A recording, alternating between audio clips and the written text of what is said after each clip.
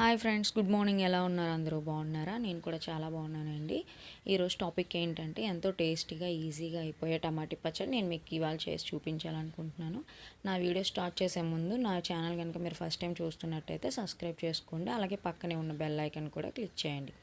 ఇంకెందుకు ఆలస్యం, video start చేసేద్దాము. మరి ఇప్పుడు నేను కొంచెం ఆయిల్ వేడి చేసుకున్నాను. అందులో ఆయిల్ అయిపోయిన తర్వాత అందులో కొంచెం పోపు సామాన్లన్నీ వేసుకోవాలి.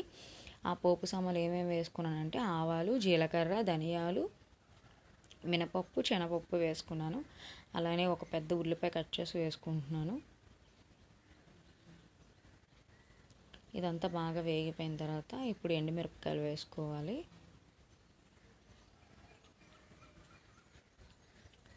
ఇందులో ఒక 10 ఎండుమిర్చి వరకు వేసుకుంటున్నాను. కారానికి తగ్గట్టుగా మీకు ఎంత నచ్చితే కారం అంత వేసుకోండి. నాకైతే ఇది కరెక్ట్గా 5 టమాటీలకి 10 ఎండుమిర్చి సరిపోతుంది.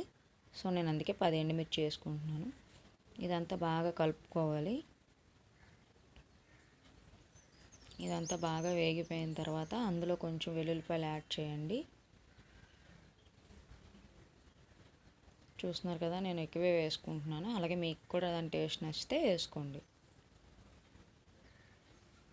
ఇదంతా బాగా వేగిపోవాలి. ఆల్మోస్ట్ వేగిపోయిందండి. ఇప్పుడు టమాటీలు కట్ చేసి వేసుకుందాం.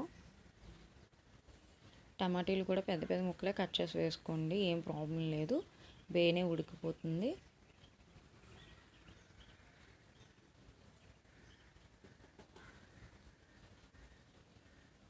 అందులో కొంచెం ఉప్పు కూడా యాడ్ చేసుకోండి. ఉప్పు యాడ్ చేసుకోవడం వల్ల బేగా మగ్గిపోతుంది.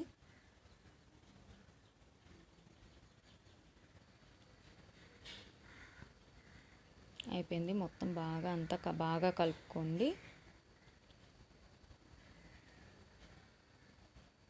ఇది మొత్తం బాగా వేగిపోయిన తర్వాత మూత పెట్టేసి ఒక 10 నిమిషాలు అలా వదిలేస్తే బాగా మగ్గిపోతుంది.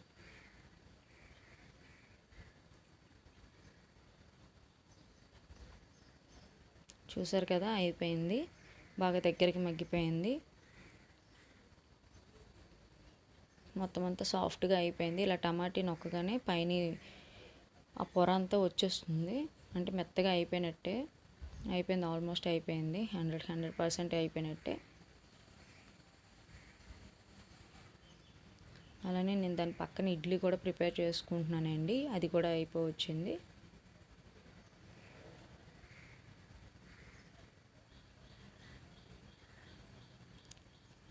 అలాగే టమాటీ పచ్చడి చాలా చల్లగా అయిపోయింది. ఇప్పుడు మిక్సీలో వేసి పట్టేసుకోవడమే. అందులో చిన్న అల్లం ముక్క, అలాగే కొంచెం కొత్తిమీర వేసుకుంటున్నాను. అయిపోయిందండి. ఇప్పుడు ఇది మిక్సీ పట్టేసుకోవడమే.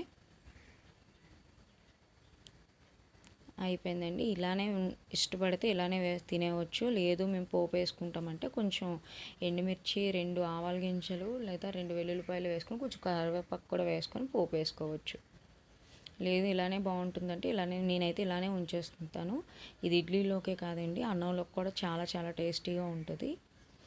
సో మీకు కనుక ఈ వీడియో నచ్చినట్టయితే కంపల్సరీగా లైక్ చేయండి, అలాగే షేర్ చేయండి, కామెంట్ మాత్రం కంపల్సరీగా పెట్టండి. సబ్స్క్రైబ్ చేసుకోవడం అస్సలు మర్చిపోకండి. అలాగే దాని పక్కనే ఉన్న బెల్ ఐకాన్ కూడా తప్పకుండా కొట్టండి. అలా బెల్ ఐకాన్ కొట్టడం వల్ల నేను ఏ వీడియోస్ చేసినా మీకు వెంటనే నోటిఫికేషన్ అనేది వచ్చేస్తుంది. ఓకేనా ఫ్రెండ్స్?